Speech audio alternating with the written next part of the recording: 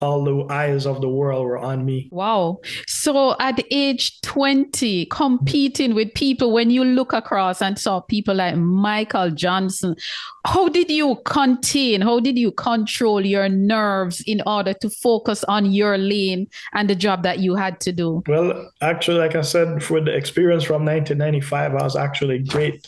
I was fine until I got to the final, What happened?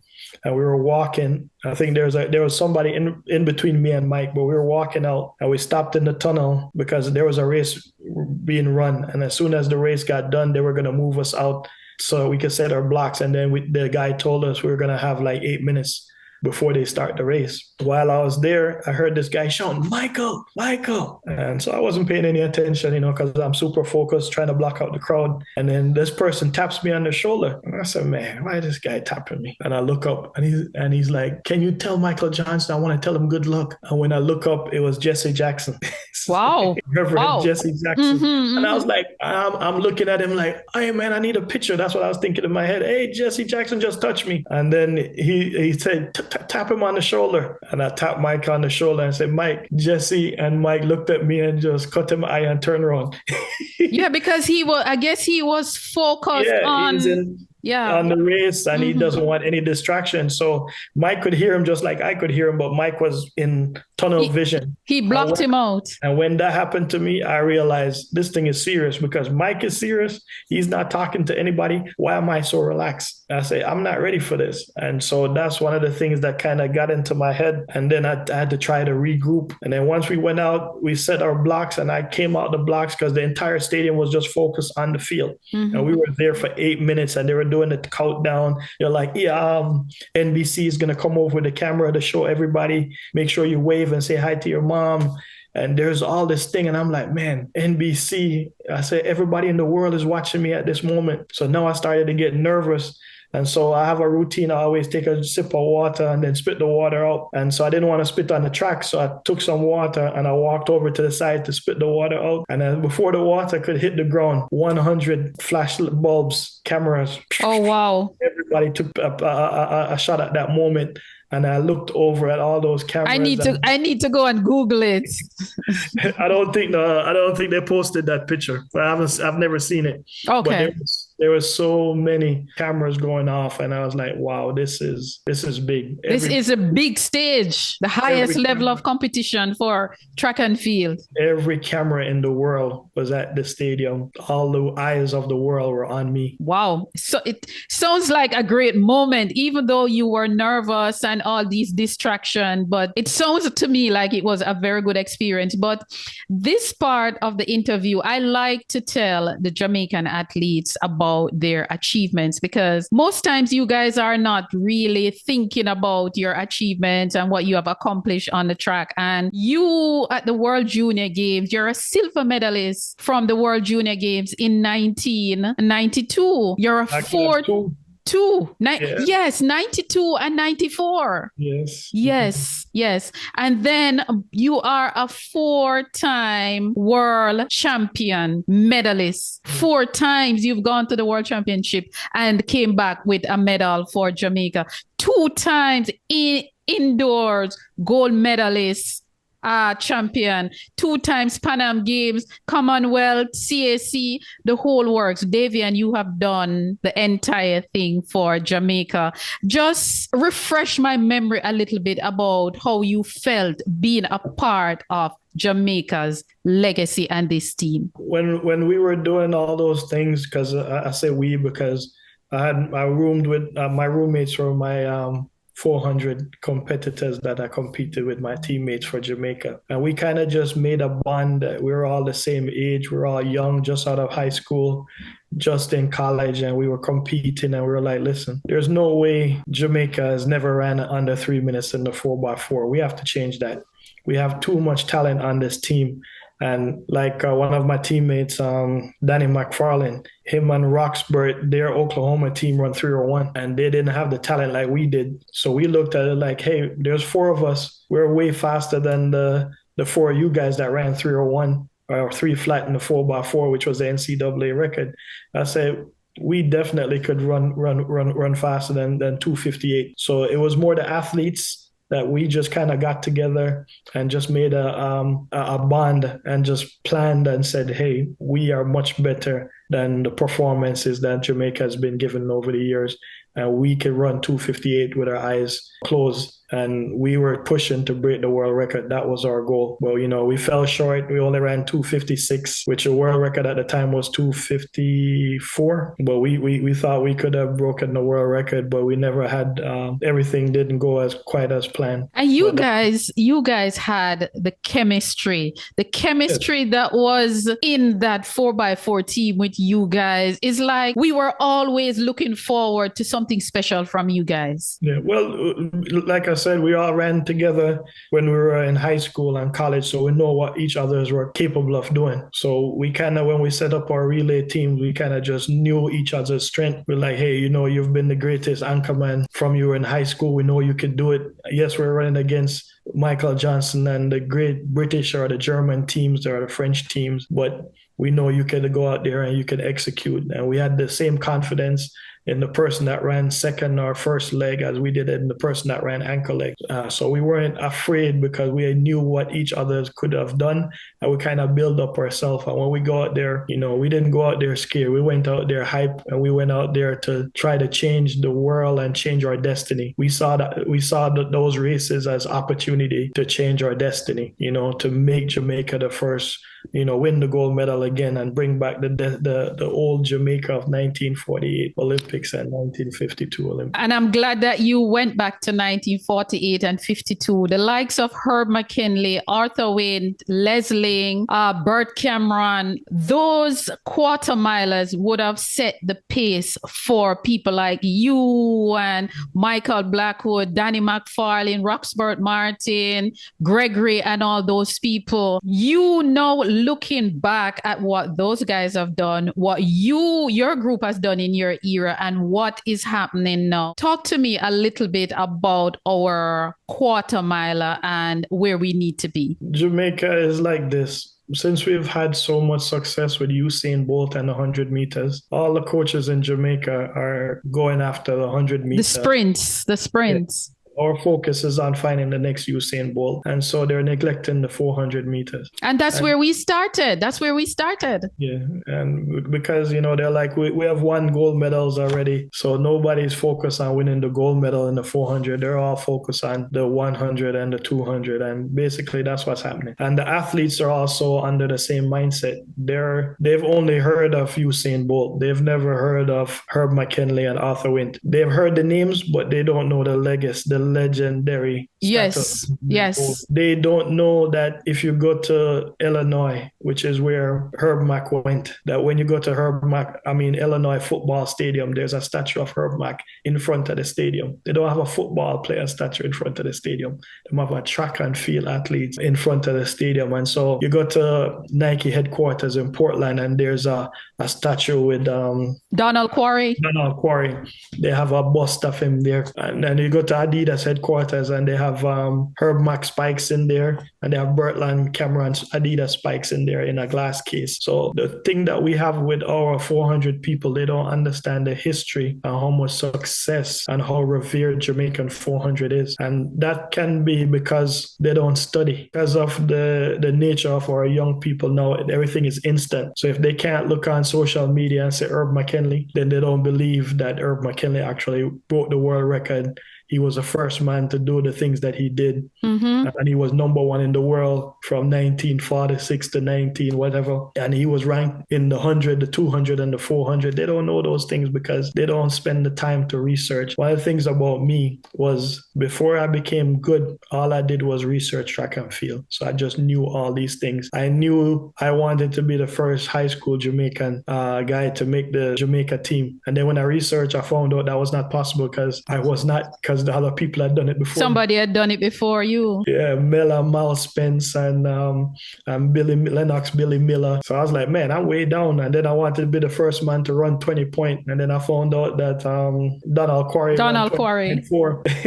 So everything I tried to be the first, and I realized, hey, I had to set my goals higher because somebody else had achieved those things in Jamaica. And what I hope is through mediums like yours and doing a lot of speaking on the internet, that I'll get more athletes from Spanish Town to realize that there have been so many Jamaican Olympians from Spanish Town, and that there's so much talent there, and they should search out and seek out to find a coach that can help them to be the next Olympian from Spanish Town. Especially from St. Jago. St. Jago and Very Technical has produced most of our Olympians and world champions in track and field. I did a video sometime in 2022.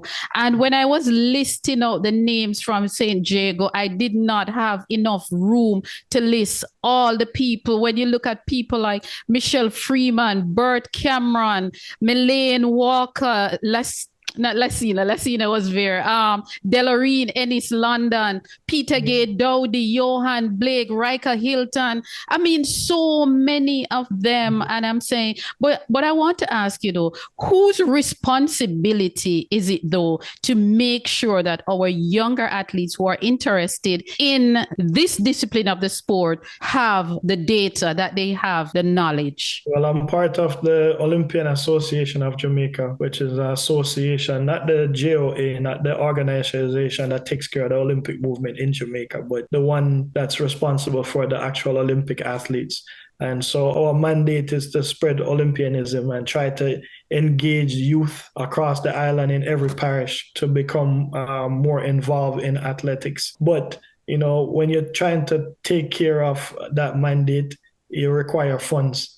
And organizations don't have funds, so we have to go around and ask for people to help and give us support. And that's one of the things I want to do on your platform, encourage people to log on to the Olympian Association and donate to us so that we can go around and try to inspire the next Olympians, and not just encourage them, the ones that are not running, to take track serious, but also try to mentor and provide some knowledge to the ones that are just embarking on their journey, because it's a very difficult one. And once you made it to the Olympics, your first Olympics won't be your best one. The second one is your best one. So you don't want them to quit after the first experience, because know that they have that knowledge, they'll be much better in the second one. We have so many repeat Olympians in Jamaica. That's why we always have so much success. The longevity of our athletes. When you look at Merlin Otti, who went to 7 Olympics. Yeah, and the same thing Shellyan is doing now, but we can't take that for granted, because we take it for granted that that's how it is all the time, but that's not the norm. It's not the norm. True. And if we want to be successful, then we have to encourage people to continue, even the ones that don't make the Olympics, that finish 9th. That could be your next Olympic champion. But if you don't encourage that person to keep pushing on, then when Shellyan retires, that 9th place person won't be there to finally have their breakthrough. And I'm glad you made that point. 2004 Olympics, Athens Olympics, Usain Bolt did not make it out of the first round. Yes. And what did we witness 4 years later? Yeah. World record. 4 years after that again. Because that was the passion. That's what gave him the drive, because he realized, hey, I went to the Olympics, I felt the pressure, but I like that tension, and I want to go out there and get that back and show and prove to people that I am exactly what they said I was. I just wasn't ready at the first one, but now I'm ready. You just have to give the like I said, one of the things about sports, and now that I'm involved in track and field in the college level, I realize how much money the NCAA puts into sport, and that's why they're able to get such a high return. And then people are like, man, look how much money they have, but they only got that money because they invested a lot in it, and that's why they were able to get tenfold the return. With Jamaica, I see we're investing in tourism, I see us invested in music, and we're trying to invest in sports. We're not invested in sports because, first off, Every US college has a track. Every US college has a football field, has a soccer field, has a basketball field. So they invest in their infrastructure. And so until every parish in Jamaica has a track, a football field, a basketball court, then we're not invested in sport. Davian, you just got into my head, and you just did a beautiful segue to the next topic. 74 years later, we started this thing back in 1948. We're in 2023, 74 years later. Do you think as a country we take this business of sport seriously? No, no, we don't. Like I just said, we have. If it's a business, then you know that in order for you to be successful in business, you need to have logistics, and you need to have infrastructure, and you need to have employees, and your athletes would be your workers. You have to make sure they have a health plan and you pay them very well and you give them some vacation. And so if we're going to be in business, then we have to have all those things and more. I'm sure I didn't name everything, but those are some of the things we can start with. Yeah, employees have to have insurance. And until we start knocking out those things, and like I said, people are going to say it costs too much money. But like I said, if you look at the NCAA system that they use in the US, they invested a lot of money and now they're making it 10 times over. And that's what business is about. You have to invest and give it time for it. Yeah, for it to develop. And the other question that I was going to ask you, you just answered it without me even asking you. But the next question I want to ask you, educating young athletes about life after sport, signing a contract. Do you think we are doing that enough, or we're doing it properly? How it's happening now is that if you're lucky to meet Shelly and Fraser, she might give you a good idea, or a Usain Bolt, they might pull you aside and give you an idea of what to expect. But we can't just depend on that because Usain is busy, Shelly is busy. We need a system to educate. But that's why you need, and that's why I said my Olympian Association, we try to cover some of those things through our mentorship program in all the parishes, because we can't just say we're only going to teach this information to the ones in Kingston, because then all your gold medalists come from, Veer. From rural Jamaica. From St. Mary, from St. Anne.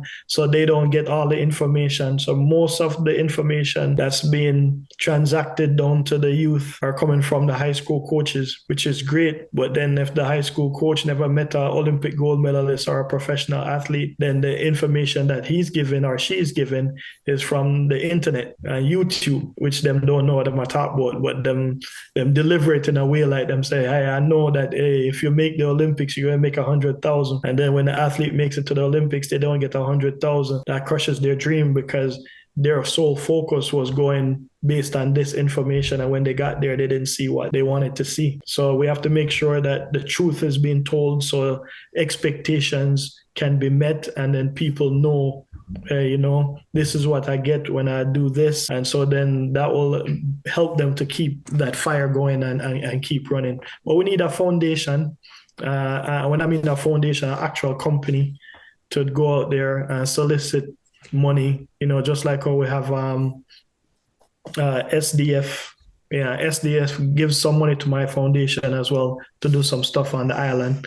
But we need more help in order to reach the number of kids to make a difference. Because you're right, there's a lot of them that they think they know what professional track is, but they have no. Because Usain Bolt at the end, you're 6 years before he won his first medal.